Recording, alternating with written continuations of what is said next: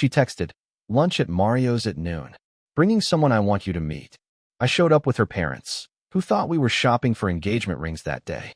Her boyfriend's smile disappeared when her mom asked why she was holding another man's hand. Original post. I, 26 male, had been with Sarah, 25, for 2.5 years. We met through a running club and hit it off immediately. She was training for her first marathon. I was a personal trainer at a gym downtown, so fitness was our thing. We'd do sunrise runs together, meal prep on Sundays, the whole deal. Things were good. Really good. We'd moved in together about 6 months ago, had talked seriously about marriage, even looked at rings online a few times. Her parents loved me, my family loved her. Everything felt right. Then about 3 weeks ago, Sarah started acting different. Nothing huge at first, just small things. She'd take her phone into the bathroom when she showered. Started doing late-night inventory checks at the supplement store where she worked part-time. Came home smelling like cologne that definitely wasn't mine. I'm not usually the jealous type, but my gut was telling me something was off. I didn't snoop though. Didn't check her phone or follow her around. I figured if something was wrong, she'd tell me. Last Tuesday, her mom Patricia called me. Sarah and I were supposed to have dinner with her parents that Friday, but Patricia wanted to chat beforehand. "I wanted to give you a heads up," she said, excitement in her voice. "Sarah mentioned you two might be getting serious about engagement. Her father and I would love to help you pick out a ring if you want. We could all go together this weekend. Make it a family thing." My heart jumped. Sarah had been talking to her parents about us getting engaged. That was a great sign. "That sounds perfect," I told Patricia. "I was actually thinking about proposing soon." "Oh honey, that's wonderful. How about Saturday around noon? There's a jeweler in the district that Sarah's been eyeing. We could grab lunch after at Mario's. It's her favorite." Mario's was this Italian place Sarah loved. We'd gone there for our first anniversary. It was kind of our spot. "Yeah, let's do it. Saturday at noon." We made plans to meet at the jewelry store first, then head to Mario's for a celebration lunch. I was genuinely excited. This felt like the next right step. Friday came and went normally. Sarah worked late. Said inventory took longer than expected. She seemed tired when she got home around 11, went straight to bed.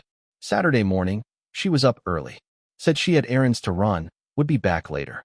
She seemed jumpy, kept checking her phone. I figured she was just stressed about work stuff. Around 10:30 a.m., my phone buzzed. Text from Sarah. "Change of plans. Lunch at Mario's at noon. Bringing someone I want you to meet. See you there." I stared at the message, confused. We were supposed to be ring shopping with her parents at noon, then going to Mario's. Why was she changing plans? And who was she bringing? I called Patricia. "Hey, did Sarah tell you about a change of plans?" "No, we're still meeting at the jeweler at noon, right? I'm leaving in 20 minutes. She just texted me saying to meet her at Mario's at noon instead. Said she's bringing someone she wants me to meet." There was a long pause. That's odd. She didn't mention anything to me. Something in Patricia's voice told me she was thinking the same thing I was. Something wasn't right. "Why don't you and Robert meet me at Mario's at noon instead?" I said. "Let's see what this is about." "All right, we'll be there." I showed up at Mario's at 11:55 a.m. Patricia and Robert were already there, standing outside looking confused. Robert's a big guy, former college football player, still built like he could tackle someone if needed. He's usually easygoing, but he looked tense. "Any idea what's going on?" Robert asked. "Not a clue." We walked in together. The hostess recognized me. Sarah and I came here often enough, and looked surprised to see me with her parents instead of Sarah. "Table for 3? She asked. "Actually, we're meeting someone." "Sarah Jennings?" The hostess's expression changed slightly. "Oh, yes. She's already here. With someone. Follow me." We walked through the restaurant toward the back corner where Sarah liked to sit. And there she was, sitting at our usual table. But she wasn't alone. There was a guy sitting across from her. Mid-20s, polo shirt, slicked back hair, holding Sarah's hand across the table. They were laughing about something, leaning in close, completely absorbed in each other. Sarah saw us approaching and her face went from happy to confused to absolutely horrified in about 2 seconds. The guy, whoever he was, looked up at us and smiled. Big, confident smile like he was meeting friends. "Hey, you must be," he started to say. "Why are you holding another man's hand?" Patricia's voice cut through the restaurant noise like a knife. The smile died on his face. Sarah's hand jerked away from his like she'd been burned. The guy looked between Sarah and Patricia, confusion spreading across his features. Mom, what are you doing here? Sarah's voice was high, panicked. We had plans to go ring shopping, Robert said slowly. His voice was calm, but there was an edge to it that made the guy in the polo shirt lean back in his chair. For Sarah and Ethan's engagement. I'm sorry, what? The guy looked at Sarah. Engagement? You said you were single. Oh no. This was so much worse than I thought. Sarah? I said quietly. She wouldn't look at me. Her face had gone completely white. Can someone tell me what's going on? Polo shirt was standing now, looking genuinely confused and upset. Sarah, who are these people? That's her boyfriend, Patricia said, pointing at me. They've been together for over 2 years. They live together. Boyfriend? She told me. He looked at Sarah, who had her head in her hands. You said you just got out of a long relationship, that you were single and ready to move on. I am moving on, Sarah said weakly. You live with him. Patricia's voice was getting louder. Other diners were starting to stare. Maybe we should take this outside, Robert suggested. No. The guy shook his head. No, I want to hear this. Right here. He looked at Sarah. Is he your boyfriend? Sarah finally looked up. Her eyes were red, but no tears yet. It's complicated. It's not complicated, I said. My voice sounded weird, distant. We've been together for 2.5 years. We moved in together 6 months ago. Our lease isn't up for another year. We were literally supposed to be ring shopping right now with your parents. Polo shirt sat back down heavily. Are you kidding me right now? Chase, I can explain, Sarah started. Your name's Chase? Robert asked. What do you do, Chase? I'm a pharmaceutical sales rep. What does that have to? And how long have you been seeing my daughter? Chase looked sick. About 3 weeks. We met at a conference. She said she was single, just looking to have fun, maybe see where things went. He looked at Sarah. You've been lying this entire time? Not lying, just. I wasn't ready to tell you everything yet. You told me you lived alone. Chase was getting angry now, his voice rising. You said you worked long hours, and that's why we could only meet up certain times. I thought you were just busy. The pieces were clicking into place for me. The late-night inventory checks. The cologne smell. She'd been seeing this guy for 3 weeks, probably meeting up whenever she told me she was working late. So what was today? I asked. What exactly did you think was going to happen here, Sarah? She finally looked at me. I wanted you to meet Chase. I thought we could all be adults about this. That you'd understand I'd found someone better suited for me, and we could part as friends. The absolute audacity of that statement made my brain stall out for a second. You wanted him to meet the guy you've been cheating with, Patricia said flatly. And you thought he'd just smile and shake hands and walk away? It's not cheating if I was planning to break up with him anyway. That's exactly what cheating is. Chase looked disgusted. Oh my God, I'm the other guy. I'm the affair. You're not an affair, you're my boyfriend. I'm not your anything. Chase grabbed his jacket from the back of his chair. This is insane. You're insane. We're done. Chase, wait. But he was already walking toward the exit, pulling out his phone. The entire restaurant was watching now, not even pretending to eat anymore. Sarah turned to me, tears finally starting. Ethan, please. Let me explain. Explain what? That you've been cheating on me for 3 weeks? That you were going to break up with me by introducing me to your affair partner at lunch? That you strung along some poor guy and made him think he was starting a relationship when you were still living with your actual boyfriend? I was going to tell you. I just needed to figure out how. By ambushing him in a public restaurant. Robert looked at his daughter like he didn't recognize her. What were you thinking? Sarah started crying harder. I didn't know you were going to show up. Any of you. This was supposed to be just me, Ethan, and Chase. I was going to explain everything. Make it clear that Ethan and I were over and what? We'd all just be okay with it. I felt anger finally breaking through the shock. You thought I'd meet the guy you left me for and we'd what, be buddies? People do it all the time. Mature people can handle transitions. Mature people break up before they start dating someone else. Patricia was furious. Sarah Jennings, I raised you better than this. You don't understand. Ethan's a personal trainer.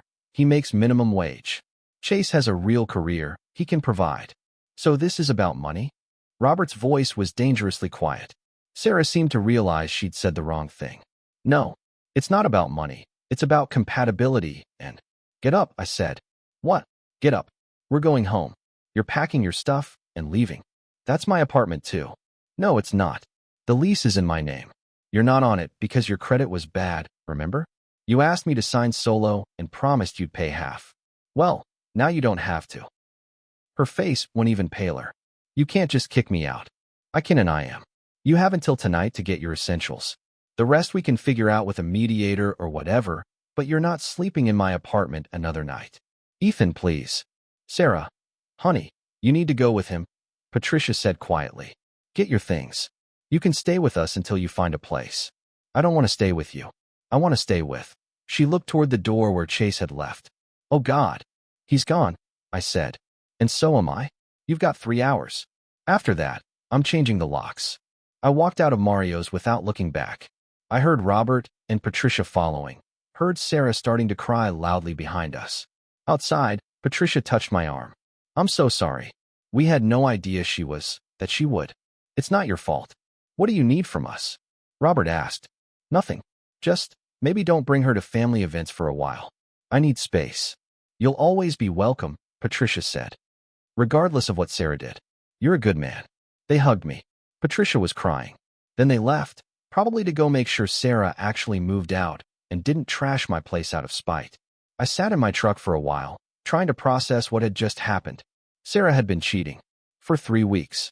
And her brilliant plan was to introduce us at lunch like it was some casual thing, like I'd just accept being replaced and move on. The worst part? She'd used our special place. Mario's was where we'd had our first anniversary dinner, where we'd celebrated her finishing her marathon, where I'd been planning to propose eventually, and she'd tried to use it as the setting to introduce me to my replacement. My phone buzzed. Text from Chase. Hey man, got your number from Sarah's phone before I blocked her. I'm sorry. I had no idea. She completely played both of us. If you need someone to verify anything for a lawyer or whatever, I'm happy to help. I texted back. Thanks.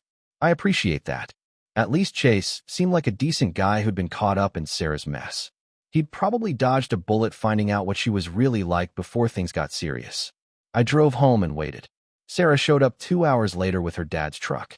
Robert helped her load boxes, clothes, bathroom stuff, some kitchen things she'd brought when we moved in together. She tried to talk to me a few times, but I just ignored her. When she was done, she stood at the door. I really did care about you. You had a funny way of showing it. It just wasn't working anymore. You have to see that. So break up with me like a normal person. Don't cheat, and then try to humiliate me by making me meet your affair partner. That wasn't what I was trying to. Get out, Sarah. She left. Robert gave me an apologetic look and followed her out. I changed the locks that night anyway. Called a buddy who's a locksmith, had new deadbolts installed within an hour. It's been 2 weeks now. Sarah tried texting a few times, mostly asking about stuff she left behind. I packed it all up and had Robert pick it up. Haven't heard from her since. Chase texted me once more to say Sarah had tried to contact him, claiming I'd kicked her out and she had nowhere to go. Could she stay with him? He blocked her immediately and sent me screenshots of her messages in case I needed them. Solid guy, honestly. The running club has been awkward. Sarah hasn't shown up, which is good because I don't think I could handle seeing her right now. A few people have asked where she is. I just say we broke up and leave it at that. Patricia calls once a week to check on me. She's mortified by what Sarah did. Keeps apologizing even though it's not her fault. She told me Sarah's living in some studio apartment now, working full-time at the supplement store since Chase obviously didn't work out. I'm doing okay. Some days are harder than others. I loved her, or thought I did. Turns out I loved who I thought she was, not who she actually is. Someone who'd cheat for 3 weeks and then think introducing the affair partner to their boyfriend at lunch was appropriate? That's not someone I want to build a life with anyway. The engagement ring shopping trip that never happened? Probably the best thing that didn't occur. Can you imagine if I'd proposed before finding all this out? If we'd gotten married and then I discovered she was the type of person who handles problems by monkey branching to the next guy? I dodged a massive bullet. It doesn't feel like it yet, but I know I did. And Mario's? I'll find a new favorite restaurant. That place is tainted now anyway. At least her parents had my back. At least I found out before I wasted more time. At least I got to see the look on her face when her whole ridiculous plan fell apart in front of everyone. Small victories, I guess. But yeah, if your girlfriend texts you to meet someone at lunch and seems weirdly excited about it, maybe bring backup. You never know what kind of insane situation you're about to walk into.